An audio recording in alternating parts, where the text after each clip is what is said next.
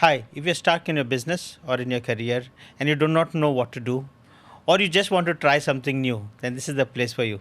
This is Ryan Vaz with PB and Bharat, and we've launched this podcast called Inspire to truly inspire you with experienced businessmen from the industry who will come and share their experience, their learnings, their knowledge with you so that you don't do the same mistakes that we have done or they have done over the years. Today we have a very, very interesting veteran in the business field. But before I go and introduce him, I'd like to request you to put down your comments on what are the kind of questions that you want to ask them, what you thought about this interview, and also who are the guests that you would like to see in the future, and we will try to get them in front of you. Today's guest has more than 40 years of experience working with business across multiple sectors. He is the former president of Goa Chamber of Commerce and Industry, the former National Council Chairman for MSMEs at SOCHM. He is a member of the National Executive Committee for FICCI and a former member of the National Board of MSMEs, Government of India. He is instrumental in attracting investments and supporting entrepreneurship in Goa. He is a mentor and a strategic advisor helping SMEs growing companies to scale suitably. He is the founder of Goa's first community agricultural college and a strong advocate for agricultural entrepreneurship. I am so honored to welcome a man who has spent decades shaping business, industry, and policy, someone who has advised entrepreneurs, represented MSMEs at the highest levels, and worked tirelessly for economic growth of Goa, and the founder of SR Consultancy Services, the former president of GCCI, Mr. Manguirish Pai Raiker. Sir, welcome to this show. Thank you very much for having me here today. Sir, it's a pleasure. 20 years back, when I was being installed as the president of JCI, I had the honor of having Manguirish sir as the chief guest for that event. Till date, I remember his words where he encouraged us to not look just within ourselves, but to look outside. Even today, his passion and his mission is the same to empower Goan businesses. And I'm so glad that we're having you over here today. I hope that we can touch a lot more people through this podcast. Absolutely, it's pleasure. Manguirish sir, you've been now 40 years in the business. When you started, I'm sure you did not think that you would reach to this level. Can you tell us a little bit about your start and your journey? See, I started my business somewhere. Actually, I started planning in 1979. Okay. I was having my education in Mumbai. I did my management. I also enrolled myself for law, which I completed eventually. And I, to get some knowledge, some inside thing about the business, running about the business, I joined a multinational. Okay. Of course, when I came out of that college, I had three opportunities. Three big companies had given me offers, of which I chose one because I wanted to learn about logistics. I see. And that was the new sphere which was coming up. At that time. Yeah. Okay. And at that time, because earlier thing it was dispatch and purchase. But then beyond that, there was more to it, which was hidden in this logistic, which I could learn and make the best use of it when I actually started my business. But to be very frank, right from the time I was studying, my mind was always on to start some business and never to be in service. But then I opted for service to gain knowledge. Right. That's okay. Right. But there I worked for about 2.5 years. Whatever savings I had done, I put it as my contribution to the business that I wanted to start because we come from a very humble background. And once, there are two things. Many people ask me, what would happen if you lose all these things? Because not every business gets successful. Right. Right. So my answer to him was, if you have the right approach and consciously you do all that you are doing and put in your full efforts, Right. nothing can go wrong. Right. Look at the positive side of it. And as you say, if I fail, I have got the qualification, I have got the knowledge. I could join some company and pay off my Debts. loans or Right. debts. So I was very confident that I don't have to go back to that level. Right. But somehow it was, destiny favored, and our hard work, our another thing what we had to do is, when you start the business, things which we were taught in the management came to my rescue. First, you should know the process perfectly, because you cannot rely on the process for For somebody. somebody else. Yeah, and then be at his mercy. Right. So know your process fully. Okay. Second, identify the product, so that the product which you are going to manufacture and the process of that product, you need to know that there is a need in the society for the product. Okay. So if there is a need, then you can really push it into the Okay. Nice. product, process, and ultimately, you need to be, your promotion has to be in such a way that you have to be true to yourself. Oh, nice. You have to talk about your product in the right way, not giving some false information or false promises, so that tomorrow you are at the receiving end. So this is a nice framework that you have created: product, process, and promotion. Promotion. Okay, and using this framework, I think people can look at, analyze, or rather analyze and understand whether they are doing the right thing, or if they are not, then to correct them. Absolutely, Right. absolutely right. Yeah. Yeah. So carry on, sir. You were telling about your journey. So once that started happening, there was no looking back. And then, most of our people, what we do, especially in the small scale business, that we start the business. We never look at where we are going to reach, or our future prospects. Right. I had one difference here. I planned for next 5 years, 10 years, and Nice. 15 years Nice. as to where I want to be in next 5 years, next 10 years, next 15 years. And number two, I always adhered to the financial discipline part. Because most of the time what happens is, when you start a business, you feel that you are the boss, you are the lord of what you do, and entire money that comes in is yours. It is wrong. It's wrong. Correct. So you should know how much to use, and to what extent you can go. Now, for example, if I get the money inside and I buy a car, I cannot buy inventory so that my production does not continue. Right. So I need to be very, very cautious. And secondly, not the entire profit should be taken out and used for yourself. Right. There has to be some portion which has to be plowed back in the system of the business, so that a cushion is provided and makes impact, so that when you grow and when you need additional money for inventory, Right. this money is available. Wow. Okay. So you have to project Is your there a ratio of how much profit has to be kept separate? Or what would you suggest is a good ratio? see, basically you need to survive also. So you need your requirements and all that thing.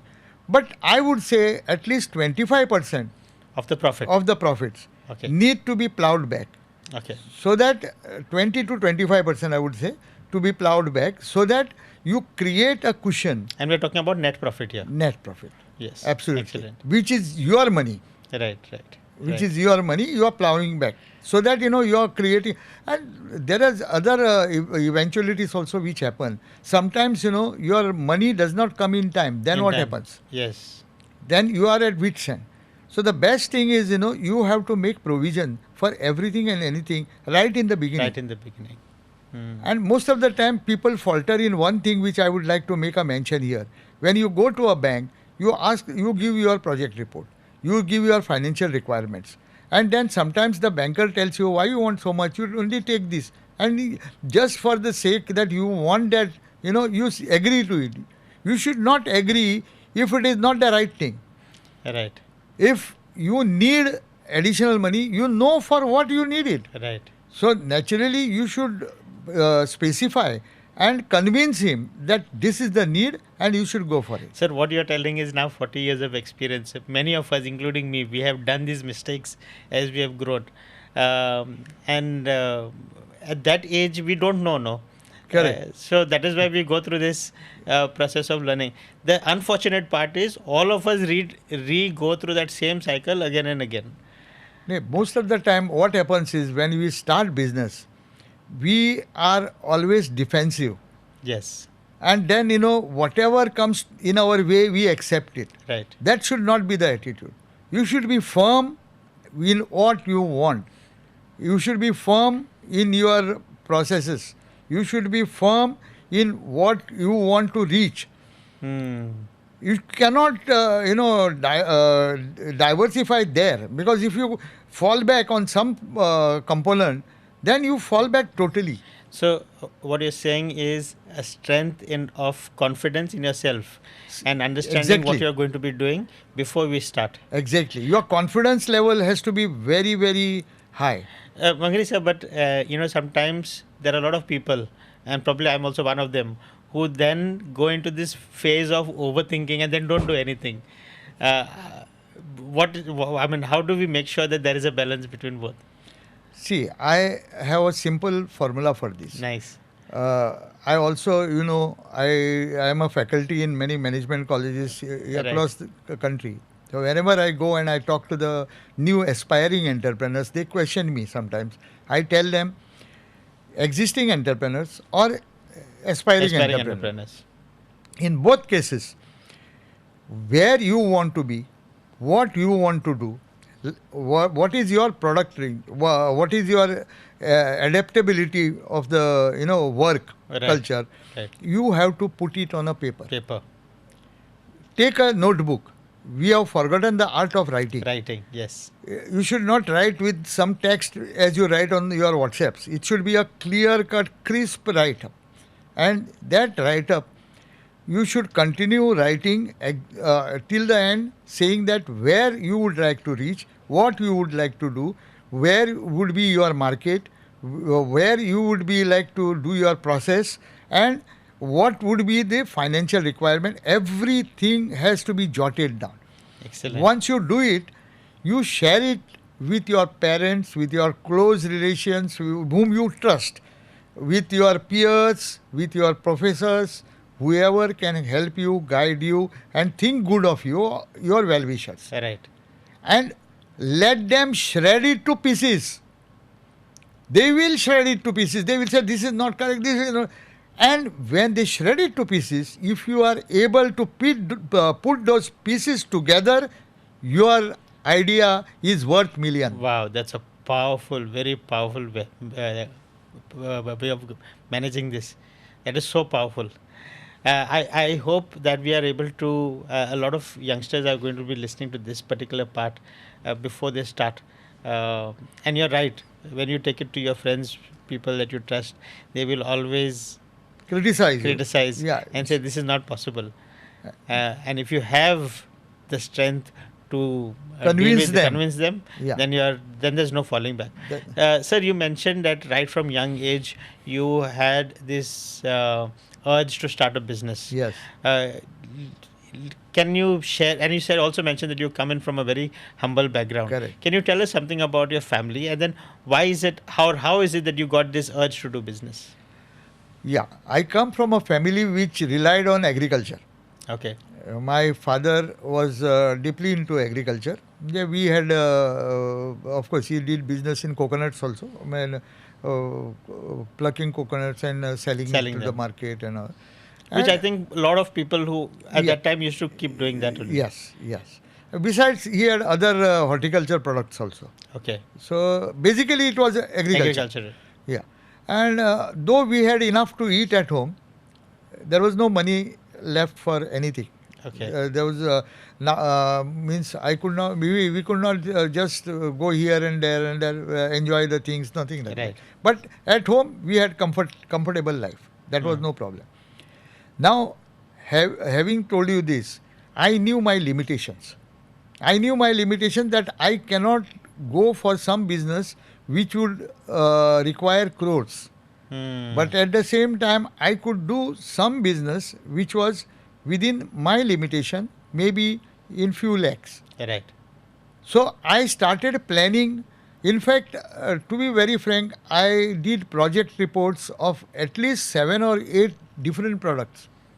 Oh, you actually did the entire Yes, project yes, report. because we were taught how to do the project reports and all that thing in the management college, right? So I started doing various project reports, and I myself threw them out because I was not confident that this would work. Okay, see, there are things I did not want to be a Me Too product. Right. Because what happens is most of the time, now for example, there are, see, blow molding. Yeah, right. If one is successful, 10 people enter You'll there. copy it. Right. And then they eat each other's business. And it doesn't benefit or it does not augur well for anybody. Right. Right. So I would definitely wanted to do something, creating a niche for myself so that I go into something which is with USP. Right. So there was less competition in the market, Hmm. and at the same time the market required it. Right. So likewise, I did almost eight products, and then it so happened that one of my very close friend, he had just passed out from IIT, and he also started working in one company to get some experience, Okay. like me. So we both got together, and together we thought of starting this new project, and started, as I told you, writing a project report for the new project, Okay. which eventually took roots in Goa, and we flourished. We flourished quite well, and Nice. we met our targets in 5-10 years. Right. Right. Right. So we were very happy that it is going in a smooth way. Sir, can you help us understand Manguirish Pai Raiker as the owner of a company, and today Pai Raiker uh, as a advocate for MSMEs, as a representative of MSMEs at the national level, and maybe not maybe at an international stages also. Uh, how has the journey been? How have you reached to that level? It all happened, I was in Kolim Industrial Estate. We were running our industry. And we had a tea time, 11 o'clock tea time. And all our friends, industrial estate entrepreneurs, would gather together. And then we discussed the grievances and all that. And slowly I found out their common grievance was some banking problem. Okay. So I took up, I will not go into the depth and details of that, but I took up their issue. See, right from that day, initially also, I had the strength, I had the confidence, and I had the credibility of barging in the departments or whoever is in charge and take up the case and fight with him. Because, Right. ultimately, we are not somebody who are run of the mill or something like that. Yes, We are yes. there. We have put in our hard work, hard efforts, our innovation, our money, and our hard work so that we are not cheats, we are not criminals, and you cannot take us for rides. As if you cannot come and tell us that this is wrong, that is wrong. You show us the way. If we are doing something wrong, you Tell us, so yeah. that was what was my attitude right from the beginning, and I would go and fight, and that fighting spirit, somehow got their things resolved. Okay. And they were so happy that without me going for the meeting, I was elected as the chairman of Kolim Industrial Estate Association. Okay. Okay. Okay, and then they too called me and they made me sit in the chair, and the journey started from there. So from Kolim Chairman Industrial Kolim Estate Industries GCCI. Association. Then I went to GSIA, Goa Small Industries Association at that time. I even became the vice president there, and then I was picked up by Goa Chamber of Commerce, Okay. where I came in. I had several posts, right from secretary, treasurer, whatever you name, and then ultimately I became the president of Goa Chamber. I Right. was the smallest business person Yeah. Actually, it was started by all the traders. Right. Yeah, so back it has come back to square one, and I became the president, Okay. and I took the cudgel to help the smallest of the small person, Nice. and Nice. that is what opened up the chamber to the small people, and MSMEs became the Focal strong, point. focal point of Goa chamber. Okay. From there, it just went that as a president of Goa Chamber, we had a meeting with South India Chambers and Association Network, which was Okay. about 70 member odd, where the circumstances led to me being the president of that SICAN. SICAN Right. is South India Chambers and Association Network. So entire South India Okay. belonged to me. Okay. Okay. So I started working in that direction. Okay. Before that, I would like to tell you, I had told you that I know my limitations. Right. I cannot compete to become Tata, Birla, Ambani, Right. Adani. Right. So I knew to what extent I go, to what extent I can increase the business, and also be comfortable in my life. Right. So having done that, then I put my force in the organizations. And Okay. I said, through the organizations, I can give back to the society whatever I have learned in my years of experience Right. in the industrial field. Hmm. So likewise, when I got an opportunity to become the national chairman of MSME, Hmm. that was the pinnacle. I mean, I think first time a Goan getting an honor to lead Yes, the absolutely. national level. And that's how it was, by You've been destiny and God's grace, Yes. all things have happened. You've been representing Goa at the. You've been representing MSMEs even at the RBI. Yes. As can you tell us very quickly about that? Because time is short, but can you please brief us? Being the national chairman of MSME, we get invited to several boards. And Okay. one of the board was Empowerment Committee for MSME of Reserve Bank of India, Okay. where I could take the smallest grievance of MSME financial problems to the RBI governor. Nice. So that was one of the very good opportunity that I got.